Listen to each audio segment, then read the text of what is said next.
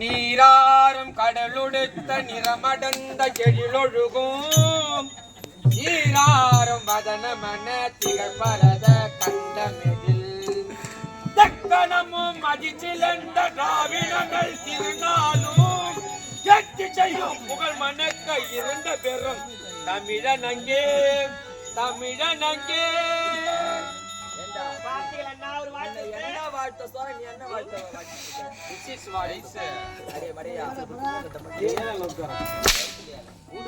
என் தங்கைக்கு பிறந்த நாள் விழா வாழ்த்த வேண்டும்.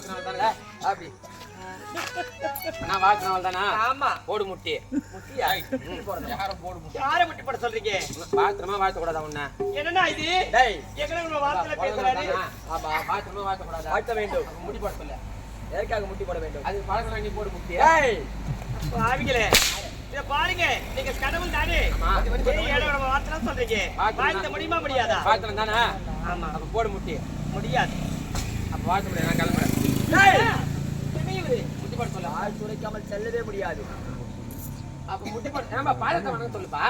அப்படி என்றால் உன்னுடைய பாதத்தை வணங்க வேண்டும். ஆமா. சீக்கிரமா வாழ்த்துங்க.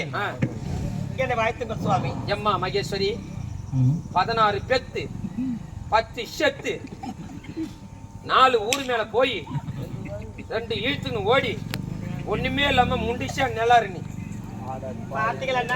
அவரை சும்மா விட்டு வைக்கலாமா? ஒரு கடவுள் வாழ்த்துவதா இது? என்ன வாழ்த்துறேன் மகேஸ்வரி சுவாமி. ஆமா, இவருடைய பாவனை என்னடா பண்றாங்க? மகேஸ்வரி பூவும் பொட்டும் காஞ்சிபுர பட்டும் இடையிலே கட்டி ஓடுவாய் ஜட்டி. யாரு அண்ணா? பார்த்தீங்களா? கவிதை கவிதை கவிதை. அடிப்பட்டு சாகாதே. எங்க அண்ணன் சொன்ன மாதிரி ஒழுங்கா வாழ்த்துட்டு இருக்கிற வேலை பாரு. நல்லா இருமா. இல்லரா நல்லா இரு. எல்லாரும் வாழ்த்தினாங்க. உனக்கு பிறந்த நாள் பரிசு ஒன்றும் கொடுக்கவில்லை. அதற்காக ஆனால் இந்த சத்தியலோகத்து வாசி எனக்கு பிறந்த நாள் பரிசா? பிறந்த நாள் பரிசு வைத்திருக்கிறேன். அப்படியேப்பட்ட பரிசா சுவாமி சீக்கிரம் கொடுக்கல. மகேஸ்வரி சுவாமி இப்படி உனக்கு பிறந்தநாள் பரிசு என்ன வைத்திருக்கிறேன் என்ன தெரியுமா? வைத்திருக்கிறீர்கள்? இதோ தருகிறேன். பார்த்தீர்களா? பெற்றுக்கொள். இது தேங்காய் முடி. தேங்காய் முடி கிடைக்காம நான் இருந்தேன். சட்னி அறுத்து பார்த்தீங்களா எவ்வளவு திமிரு இருந்தா தேங்காய் முடி கொடுக்கிறாரா? கையை வெட்டிடுவேன். மகேஸ்வரி இதை உனக்கு கடித்து தின்பதற்கு மிகவும் கடினமாக இருந்தால் ஒன்னன் பள்ளியிலே விட்டு 2 திருவு எங்க அண்ணன் தேங்காய் வச்சுனா ஒரு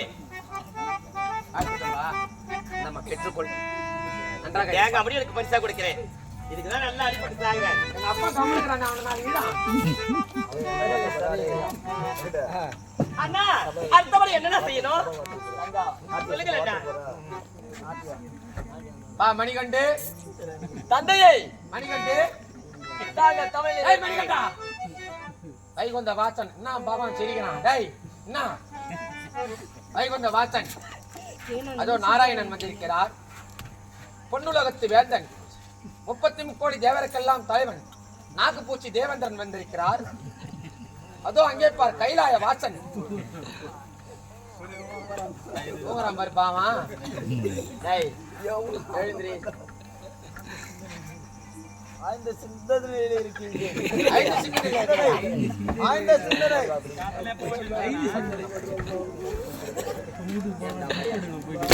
இப்படி வச்சிட போடுறப்பா மணிகண்டு.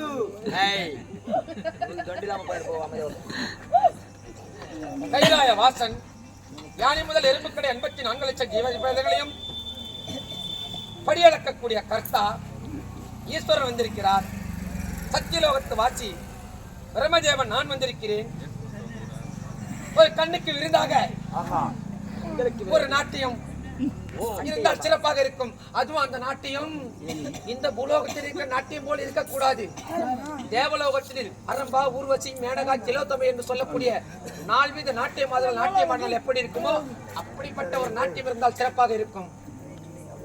தந்தை மணிகண்டா என்னவிற்கு வருகிறது? பிரம்மதேவன் ஒரு கேட்டேன்.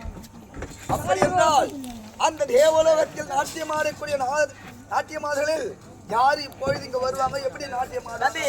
தங்களோ தவறில்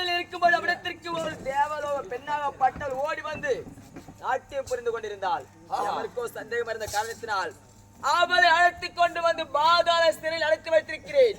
ஆனால் அவள் யார் என்று உண்மையை கூறுவதற்கு மறுக்கின்றாள். இப்போது அவள் அழைத்துக் கொண்டு வருகின்றேன் தந்தையே.